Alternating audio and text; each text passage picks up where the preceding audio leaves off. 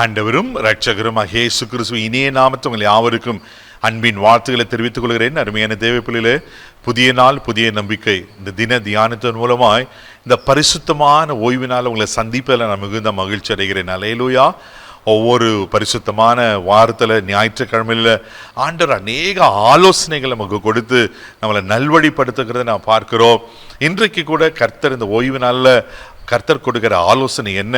நீதிமொழிகளின் புஸ்தகம் 16ஆம் அதிகாரம் 20வது வசனத்தை கூட நாம் வாசிக்க கேட்போம். விவேகத்துடன் காரியத்தை நடப்பிக்கிறவன் நன்மை பெறுவான், கர்த்தரை நம்புகிறவன் பாக்கியவான். அல்லேலூயா.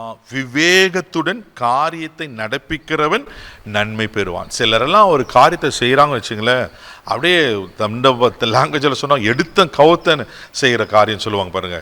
ஆமென். பேசுகிற வார்த்தையிலும் சரி, செய்கிற காரியங்களும் சரி, ஏதாவது அப்படியே வேகமாக செஞ்சு முடிச்சிடுற மாதிரி. ஆனால் அதில் பயங்கர தோல்விகள் இருக்கும், ஃபெயிலியர், நஷ்டம் இருக்கும். பிளஸ்ஸடாக இருக்க முடியாது. அதனால தான் ஆண்டவர் சொல்றாரு, விவேகத்துடனே காரியத்தை நடப்பிக்கிறவன், விவேகத்துடனே ஞானத்தோடு. ஆமே. ஆங்கில வைத்தாமத்தில் வைஸ்லி என்று சொல்லப்பட்டிருக்கு. இதே போல ஞானத்தோடு நாம் செய்யும் போது தான் அந்த காரியங்கள் ஜெயமாய் முடியும். இன்னைக்கு அந்த ஞானம் இல்லாதனால தான் நிறைய பேர்கள் எல்லாருக்குள்ளுமே, சிறு பிள்ளைகள் முதற்கொண்டு பெரியவர்களோட நிறைய பாதிப்புகளை நம்ம பார்க்கிறோம். அது குடும்பத்திலையும் சரி, ஆமீன், வேலை ஸ்தலத்திலையும் சரி, மற்ற எல்லா காரியத்திலும் நம்ம விவேகத்தோடு செயல்படுவது அவசியமாக இருக்கிறது. வேதத்தில் நம்ம வாசிக்கிறோம். அதே நீதிமொழிகள் புஸ்தகம் 16ஆம் அதிகாரம் 21ஆம் வசனத்தை கூட வாசிக்கும் போது அங்கே சொல்லப்பட்டிருக்கு. வாசிக்க கேட்போம். இருதயத்தில் ஞானம் உள்ளவன் விவேகி எனப்படுவான், உதடுகளின் மதுரம் கல்வியை பெருகப்படும். இங்க சொல்லப்பட்டிருக்கு, இருதயத்தில் ஞானம் உள்ளவன் விவேகி எனப்படுவானா.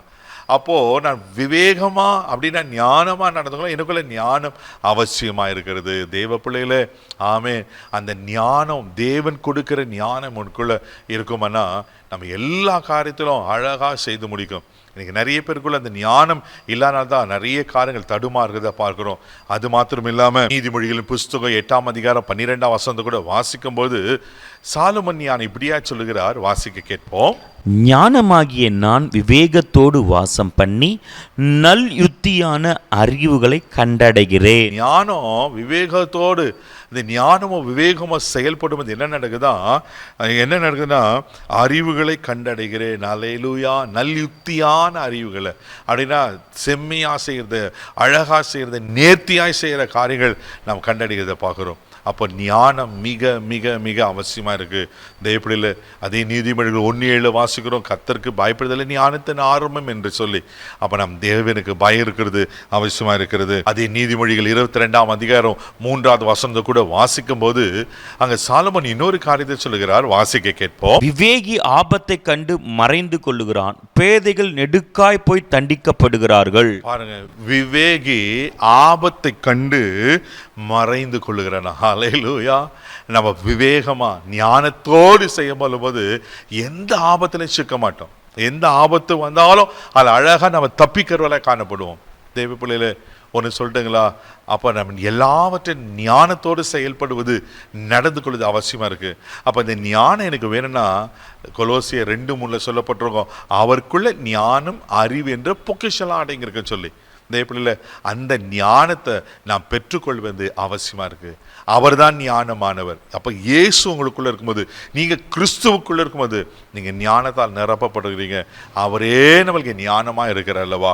அந்த ஞானத்தை பெற்றுக்கொள்ளுங்க, ஞானமாய் நடப்பீங்க, எல்லா காரியத்திலையும் நீங்கள் ஜெயத்தை பார்ப்பீங்க. ஆண்டு நிச்சயமா உங்களை ஆசீர்வதிக்க உண்மையில் இருக்கிறார். கண்களை மூடி நம்ம சுபிக்கலாம். அன்பு தகப்பனே, உமக்கு நன்றி சொல்லி உமக்கு துதிக்கிறோம், ஸ்தோத்திரிக்கிறோம்ப்பா. உமக்கு நன்றி. நீர்தான் எங்களுக்கு ஞானம் ஆண்டவரே. உங்க ஞானத்தால் நிரப்புவீராக ஆண்டவரே. உமக்கு ஸ்தோத்திரிக்கிற ஆண்டவரே.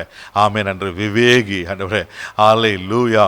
காரியத்தை நடப்பிக்கிறான்னு சொன்னது போல ஆண்டவரே, நல்ல காரியங்கள் நடப்பிக்கத்தக்க ஞானம் உண்டாகும்படியா ஜெபிக்கிறோம். குடும்பத்தை நடத்த வேண்டிய ஞானம், பிள்ளைகளை வளர்க்க வேண்டிய ஞானம், பிள்ளைகளுக்கு வேண்டிய ஞானம் ஆண்டவரே, ஆமை, எல்லாவற்றுக்கும் ஞானத்தால் நிரப்பி ஆசீர்வதியும். கிருபைக்கு ஒப்பு கொடுக்கிறோம், பாதுகாத்துக்கிறோம். இந்த ஓய்வு நாளில் பரிசுத்தமாய் ஆசீர்வதிக்க கிருபையும் மகிமை உமக்கு செலுத்துகிறோம். இயேசுவின் மூலம் ஜெபக்கலாம் பிதாவே. ஆமென். அவரே உங்களுக்கு ஞானமானவர். தைரியமா போங்க. God bless you.